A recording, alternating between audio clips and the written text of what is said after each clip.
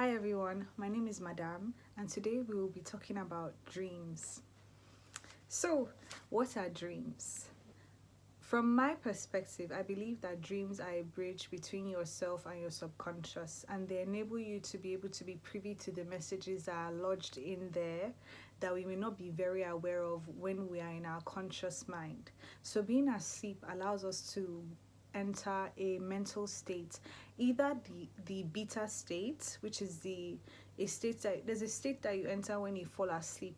By entering that state, you're able to be more susceptible to messages from your subconscious. They're able to like be drawn out.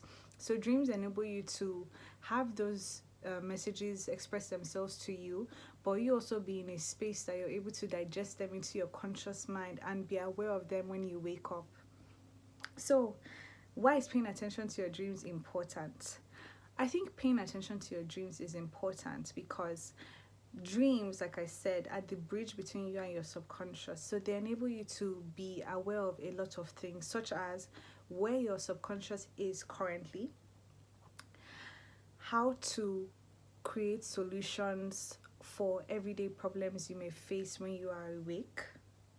Thirdly, they are also a means through which you can receive messages. All right. When I talk about receiving messages, I talk about messages that are downloads for the future. You know, in religious texts, there have been references to prophets that had prophecies through dreams. And as a result of these dreams that they conveyed to the people in power, they were able to save the land and also ascend in terms of status and ranking. Dreams are a medium through which you can really receive messages that are otherworldly and helpful for you in your waking life, which is why they're helpful when you're thinking about solutions to your problems. And they're also a means with which you can use a microscope to see what is going on in your subconscious. Yeah. How to read a dream. So with this, I'm going to talk about a particular dream of mine and how you can study a dream of yours to understand the message that is being conveyed to you. So in this dream, the first scene was a scene of me on a raft with a sail, sailing with a group of people on other rafts towards a particular direction. The images that stood out to me were the raft and the sail, the crystal blue water, and the people around me. So, focusing on these images, what are the three things that stand out to me? Community, transport, travel, and water. Water to me represents the subconscious. It also represents home. So sailing on that crystal blue water that wasn't like any water body that I've seen in my waking life made me know that I'm searching for home in another place. So I may have to travel with a new group of people to this new place that I'm looking for that will be home. The second scene is one in which I walk into an estate that has a community pool and there are a lot of people there already. These new people that I walk into the place with walk with me, but some end up following the path of the people that have already been there before. And the path involves not swimming in the pool. I look at the people do what they're doing and I think to myself that no, I'm not going to take this path. I'm going to go left and then go into the pool. So I go on that path and I jump into the pool. And while I'm in the pool underwater, something says to me, this is your home.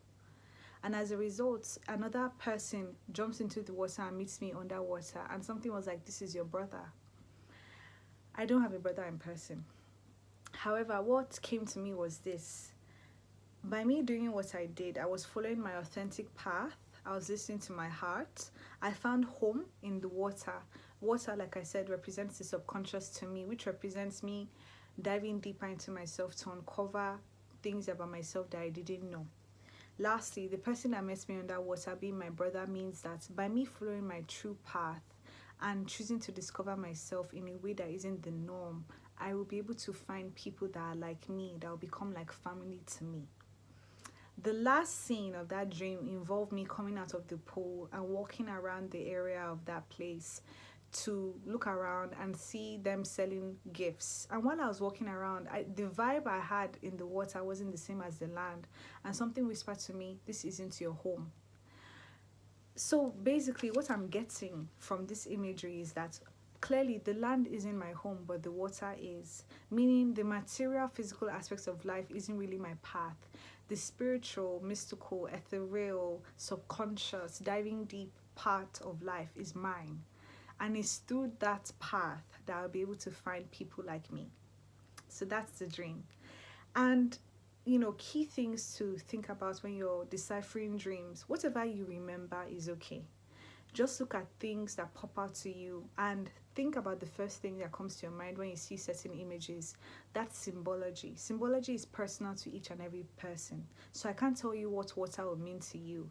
But maybe through me having my own meaning for water, you can think deeper into what water means for you. So, how do we become a better dreamer? I have a few things. First thing for me is you make an intention to remember your dreams. So just before you go to bed, you think, or you make the intention, I make the intention to remember my dream tonight.